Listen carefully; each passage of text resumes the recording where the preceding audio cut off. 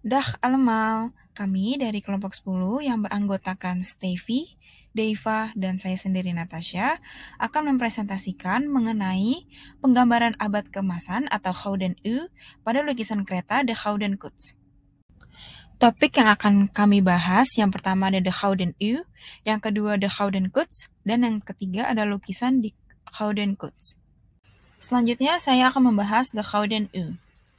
Gouden Eeuw merupakan periode dalam sejarah yang bertepatan dengan abad ke-17. Pada saat itu, Belanda Utara membentuk Republik der Zeven Verenigde Nederlanden dan mengalami periode yang sangat berkembang pesat di bidang perdagangan, sains, hingga seni. Yang kedua, abad ke-17 di Republik der Zeven Verenigde Nederlanden disebut sebagai zaman keemasan karena posisi terdepan dalam bidang perekonomian dunia pada saat itu. Hal ini memastikan adanya ekonomi dan budaya di banyak sektor masyarakat dan peningkatan kemakmuran.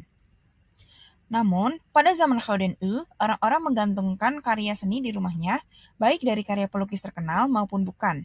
Hal ini menyebabkan jumlah pelukis di kota-kota bertambah dari 39 pada tahun 1570 hingga menjadi 506 pada tahun 1650.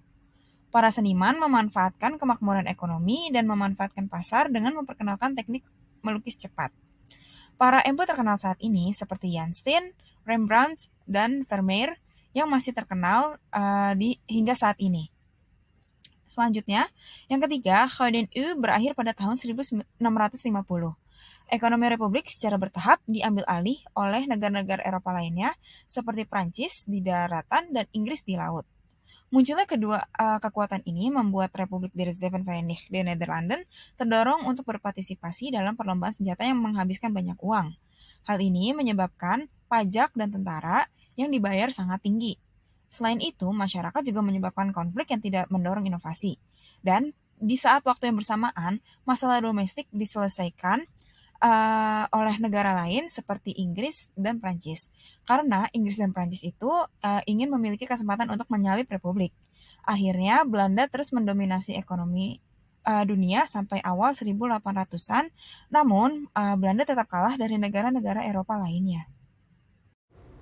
De Gouden Koets adalah kereta emas kerajaan Belanda yang merupakan hadiah dari penduduk Amsterdam kepada Ratu Wilhelmina untuk menghormati pelantikannya pada tahun 1898.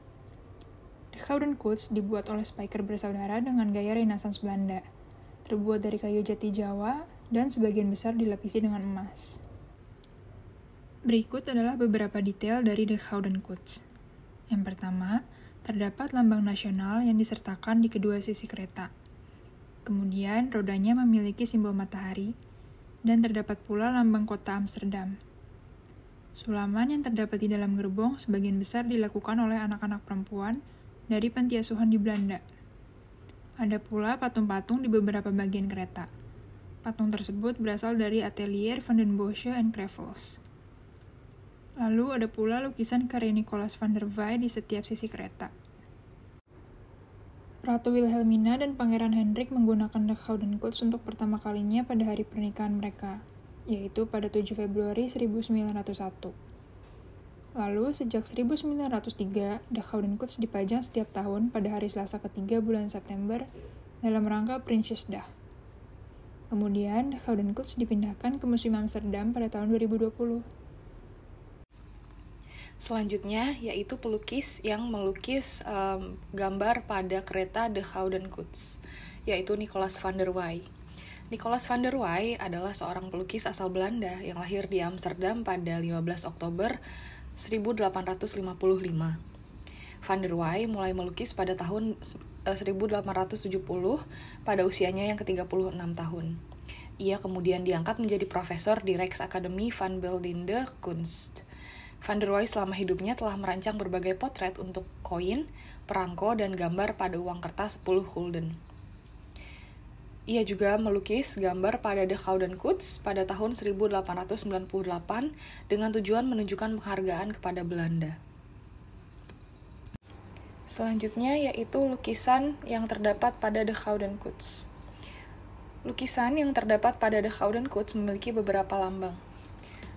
Bagian depan yang bertuliskan Het onderwijs aan het volk, yang artinya pendidikan rakyat. Setelah itu di sisi kiri bertuliskan het recht dat diegenen uit het volk beschermt, die goed behoeven, een gekwetste arbeider, een blinde gereisard, individu en wezen. Yang artinya, hukum yang melindungi orang-orang yang membutuhkan pertolongan, pekerja yang terluka, orang tua yang buta, seorang janda dan yatim piatu. Lalu pada sisi kanannya juga terdapat panel yang bertuliskan Hulde van Nederland, yang berarti penghormatan Belanda.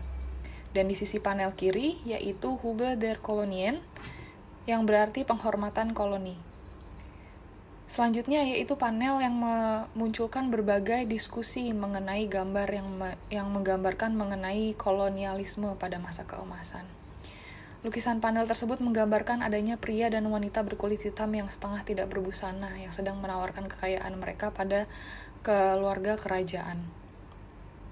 Lukisan ini memunculkan banyak diskusi mengenai kolonialisme yang terjadi pada abad ke-17, yang digambarkan mengenai perbudakan yang dialami oleh negara-negara hasil kolonialisme Belanda.